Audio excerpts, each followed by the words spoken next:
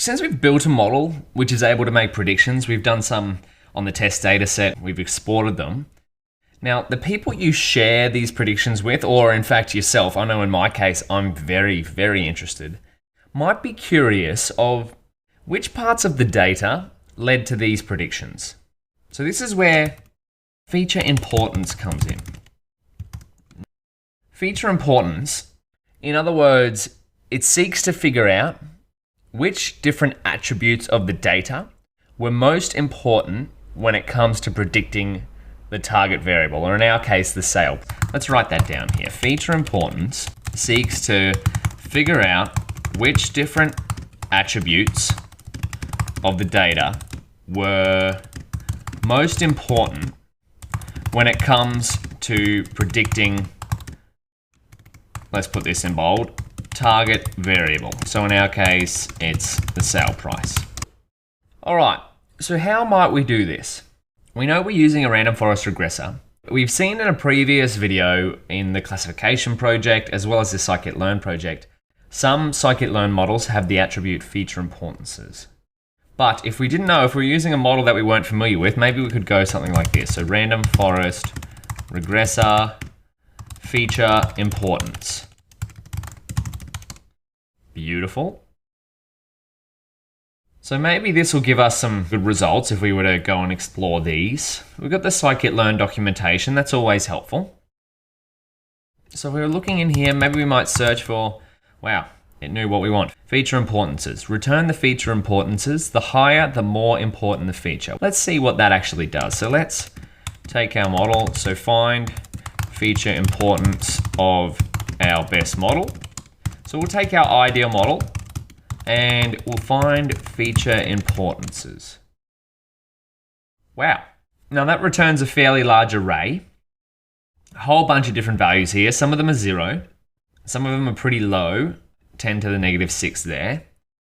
But what does this have in common? Let's check out the length of this. What does this have in common with our training data set? 102, 102. What we might infer is that we've got 102 columns here and we've got 102 values here. So we're getting a value for every feature. So sales ID would map to this and machine ID would map to this. Now we could make a dictionary by going xtrain.columns and intertwine these values, but I don't know about you, I prefer to see things visually. So let's why don't we make a helper function which helps us do that. So we might make a helper function for plotting feature importance. So we can see it visually. So we'll go here, def plot features, and we might take a list of columns and a list of importances. And we're going to set n to 20. Now, this will make sense in a second because we have 102 values here, but realistically, if we want to look at a plot, maybe we only want the top 20 values. And I mean, that's why we set it so we can adjust it with this little function here. Helper functions are great. I should have started using functions earlier. Writing functions saves a lot of time, put it that way.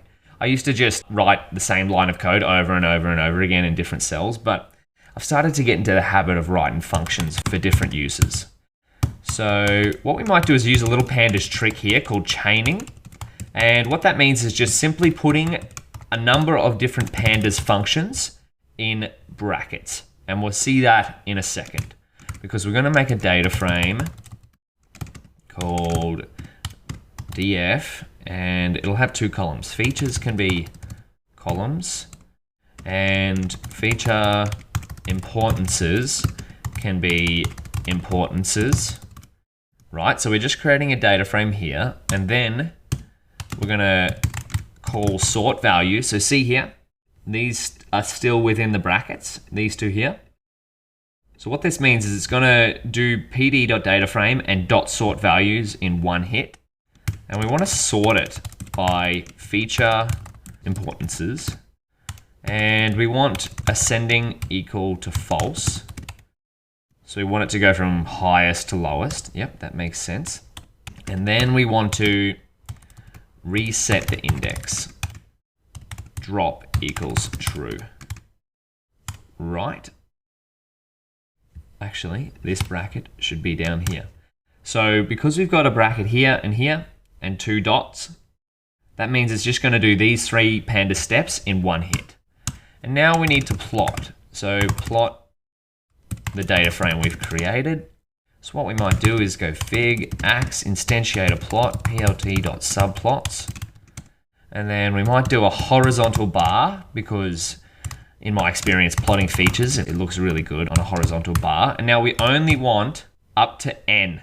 That's why we have n there. So that's going to be the first 20 examples, and the same with feature importances. We only want up to 20. So the first 20. Then we're going to set the y label. So ax.set y label to features. Because it's a horizontal bar, x and y are rearranged. And we go ax.set x label. Add some communication to it. We'll put feature importance down the bottom. Let's see what this looks like actually. So we've got our helper function. We've just run it there. All we have to do to call this is go plot features. And then we'll pass it columns. So we just want the columns from xtrain because that's a variable there. And then the feature importances are just the ideal model dot feature importances. Let's see what this looks like. Okay. So we've got the features on the left here, their value here. I want the top one, the most valuable feature, to be at the top. So what we might do is ax dot, how do we do it? Invert. Can we invert? I think it's ax dot invert y-axis. Maybe that's not a function. If in doubt, run the code. Invert y-axis. That didn't work. Maybe it is a function. Boom. If in doubt, run the code. Trust your instincts, right? That's how you learn things. You practice by running it without looking up. If in doubt, you can always look it up, right? You can always ask how to invert a horizontal bar plot in matplotlib. Google should be able to help. All right, so what can we infer from this? So there's a fair bit going on. We've got about 20 different features here. So it's saying that year made. Let's have a look at our xtrain.head. Let's get that in here. So it's saying that the year that the bulldozer was made is the most important feature based on the ideal model. And then the product size, what is that? Let's look at our data dictionary. Product size. Product size. Don't know what this is. Okay, that's great. The size grouping for a product group, subsets with product group. This is an example of where you maybe need to do some more research and figure out what features are what. If you've got something like this in your data dictionary, you might have to reach out to like a subject matter expert, or we could just go xtrain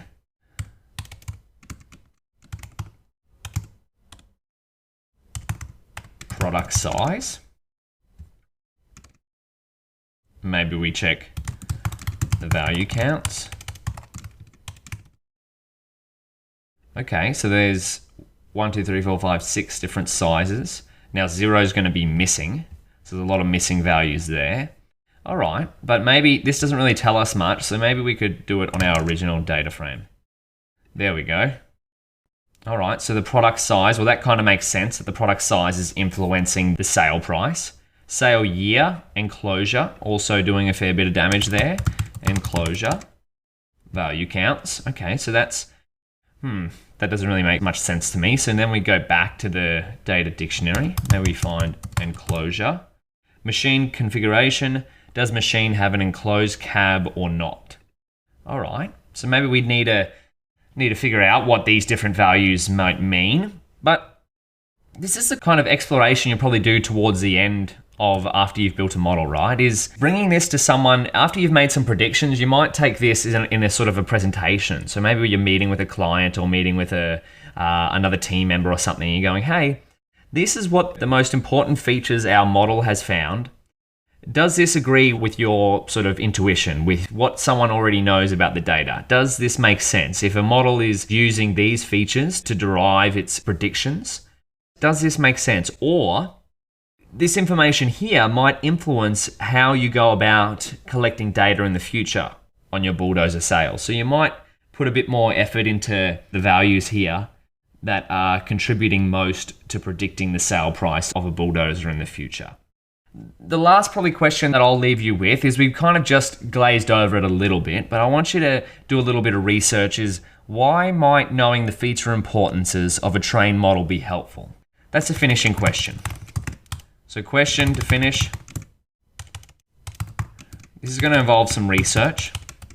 Why might knowing the feature importances of a trained machine learning model be helpful? So that's going to finish off this project 2. Finish off with a little question here. What you might want to try and do is, if you've followed along with all of these steps here, you might want to see how far you can go with hyperparameter tuning. So something like this, maybe you could leave this run for a while on your computer, see what it finds out, see if you can improve the valid RMSLE score, and see how far you'd get up on the leaderboard. Now, if you do reach a point where you're not really improving with a random forest model, what a final extension may also be is final challenge is what other machine learning models could you try on our data set? And what that might involve is something like searching for the scikit-learn machine learning map. So what we've done is we've gone through this and we've gone to regression problem. We found ensemble regressors and we've used a random forest. Maybe you want to try another one of these regression models using the formatted data that we've worked through in this notebook. So I'll leave a little hint here. So hint,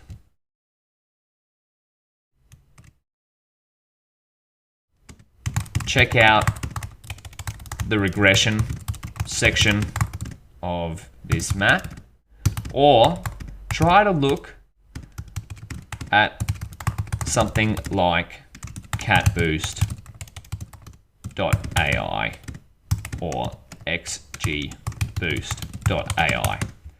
So these are 2 extra resources, so extra curriculum. Of course, they're optional at this point because once we've started to work through these sort of projects, now we've gone end to end on a full machine learning project. Your next steps are kind of trying to figure things out on your own, taking what you've learned from here and then expanding on that. That's the kind of information, that's the kind of knowledge that is really going to help out, right? So rather than sort of always going through projects like this, it's doing some research and trying out new things. Remember step 6 of our little framework here, experimentation. That's the challenge I leave to you. But that being said, if you have made it this far, if you have gone through the entire project, congratulations. We've just gone end to end on a regression problem using machine learning. How cool is that? So have a look at the notebook, see what improvements you can make. If you have any questions whatsoever, feel free to ask them, leave them in the Discord chat or in the Udemy interface somewhere where you can leave a question, and we'll see what we can do from there. But congratulations, working through a first end-to-end regression project. How exciting. All the best.